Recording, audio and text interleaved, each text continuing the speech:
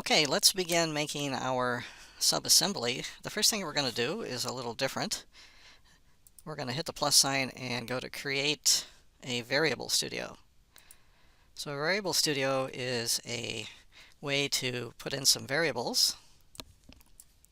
And the variables we want to take a look at are right here. So we're going to create a Variable Studio here. And we're going to name 4 variables: base x, base y, base L, and base W. So what do those things mean?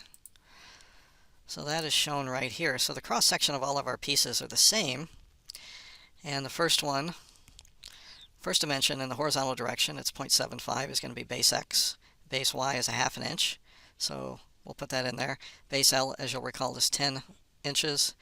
And base W is 3.375. So let's go ahead and put those in there. So our first variable is called base underscore x.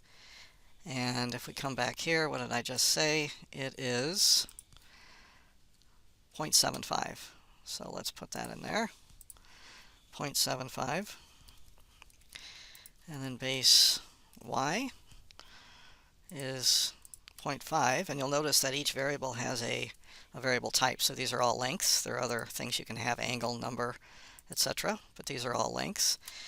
And then base underscore capital L, that's the overall length of our subassembly. It's 10 inches.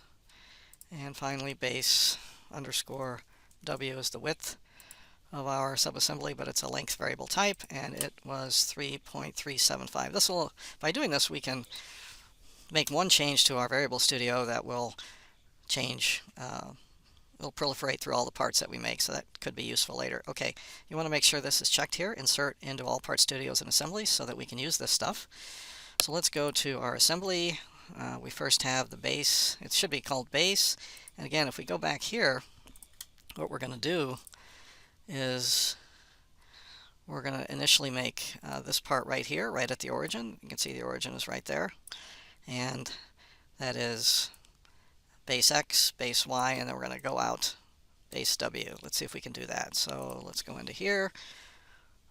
We are going to, actually we don't want to be in a assembly, we want to be in a part studio. That's right. So let's rename this base. That's right. Of course, we always start in a part studio. So we'll put a sketch on the front plane, press N, and then we're going to have a corner rectangle here, and here we're going to have, yeah, just go ahead and just hit enter, and then come back later with the dimension, and here's where we should be able to access our variables. So if I just hit B for base, you can see it pops up and says, okay, which one do you want? We want this to be base x, so enter. And then for this dimension, it's going to be base y. Yeah, so the difference here with variables is that you just want to sort of put your geometry in there, your sketch, and then hit enter, and then come back with the dimension tool. Onshape likes that better. Okay, so that's our cross section, and now we want to finish that sketch. Actually, let's name it. How about base, let's see, we got so many names here. I'm just going to call it base width and see if that'll work. Now we want to extrude here, we want to go the other way, and we want to go a distance base W, like so. And I want to call that base width as well, and I'll accept that. And I'm going to immediately rename that part, or name it initially, and if you recall, that one is called base width rear. Base width rear. Rename base width rear. Okay. Let's go ahead and assign a material. Let's call it, let's make it basswood. So if I click here and put in bass, there's basswood. Let's accept that. And let's give it a color, say about right there, maybe a little darker, something like that. And we are ready to go. Okay, I don't think I'm going to need the origin planes anymore, so I'm going to press P, press F to get it close. And now what I'm going to do is make this piece right here, the length piece. So we're going to start here, and then we're going to take it out a certain distance that way. So let's do that. I'll place a sketch on the top here, press N. And okay, this is going to be a little different, so I'm still going to use my corner rectangle, but I'm going to make it coincident here, pull it out this way. And again, I'm going to hit Enter, Enter to kind of get out of the automatic dimensioning as I go, and that'll make it easier to put in these variables. So I double click here, and V, and that's going to be length, capital L, that's 10. There you go. And this distance here, as you'll recall, should be the base X, I think, base X. Enter. And maybe base width, no, length for the sketch name. Shift 7, and hopefully you can see how we're going to continue with that. Let's do an extrusion.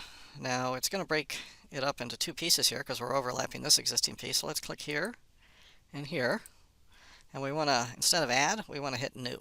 So that'll change the color, and I think we want this to be, the amount of extrude is going to be base Y, I believe, 1/2 inch. So I think that's correct. Now this one, again, the names are a little unwieldy, but this one is base length left. No, that's right. That's going to be right. Base length right. So right click, rename base length right. Let's also give it a material, so assign material, that'll also be basswood. And let's give it a color, just so it's kind of consistent with our original plans to do this, so we'll accept that.